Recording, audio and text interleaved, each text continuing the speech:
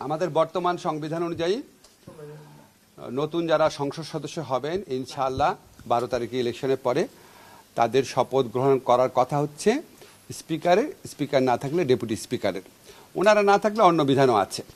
এখন আমাদের এখানে স্পিকার ডেপুটি স্পিকারের মধ্যে একজন নিখোঁজ, আরেকজন জেলে আছেন, তাদের বিরুদ্ধে গুরুতর কিছু মামলা আছে এবং তারা পদত্যাগও করেছেন, বিশেষ করে স্পিকার। ফলে এই অবস্থায় ওনাদের দ্বারা শপথ গ্রহণ করার কোনো রকম স্কোপ আছে বলে আমি মনে করি না। আমাদের আইনে আছে ওনারা যদি শপথ গ্রহণ করাতে না পারেন তাহলে রাষ্ট্রপতি কর্তৃক মনোনীত, অর্থাৎ প্রধান উপদেষ্টার পরামর্শক্রমে রাষ্ট্রপতি কর্তৃক মনোনীত ব্যক্তি শপথ গ্রহণ করাবেন। এক, দুই হচ্ছে 3 দিনের মধ্যে যদি এই শপথটা না হয় তাহলে প্রধান নির্বাচন কমিশনারও শপথ গ্রহণ করাতে পারবেন। এখন এটা সরকারের নীতিগত পর্যায়ের সিদ্ধান্ত, আমি আপনাদের চূড়ান্ত কিছু বলতে পারবো না।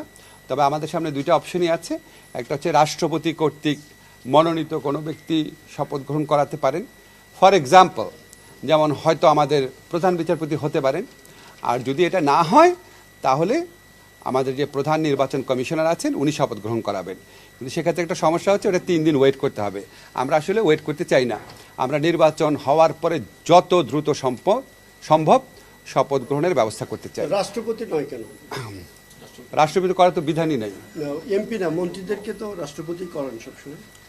আমরা তো এমপি নিয়ে কথা বলছি রে ভাই, এমপি নিয়ে কথা বলছি। এখন তারপর কি হবে ওনারা নিজেরা বুঝবে। আমরা এখন এমপিদের শপথ গ্রহণের কথা বলছি। আর এখন আমার এখানে পার্লামেন্ট সেক্রেটারিয়েটে যে আপনার সিনিয়র সচিব আছেন উনি আসবেন, ওনার সাথে কথা বলবো, আইন টাইন দেখবো, তারপরে চূড়ান্ত পর্যায়ে আমি আমাদের মাননীয় প্রধান উপদেষ্টা আছেন ওনাকে আমার অভিমত জানাবো। ধন্যবাদ। হ্যাঁ, এখনই আসবেন উনি। আমি আপনাদের যা বললাম এর বাইরে কোনো কিছু হওয়ার চান্স কম।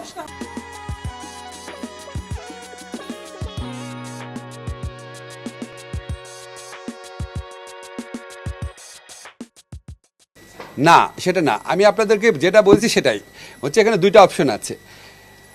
মানে আবার রিপিট করতে হচ্ছে একই জিনিস। এক হচ্ছে এখানে সাবেক স্পিকার এবং ডেপুটি স্পিকারের শপথ গ্রহণ করানোর কোনো স্কোপ নাই, নাম্বার 1।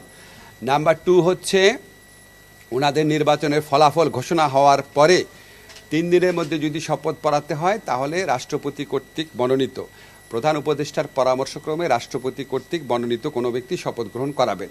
সেটা আপনাদেরকে আমি এক্সাম্পল হিসাবে বলেছি। এটা আমাদের বর্তমান প্রধান বিচারপতি রাজি থাকলে উনিও হতে পারেন।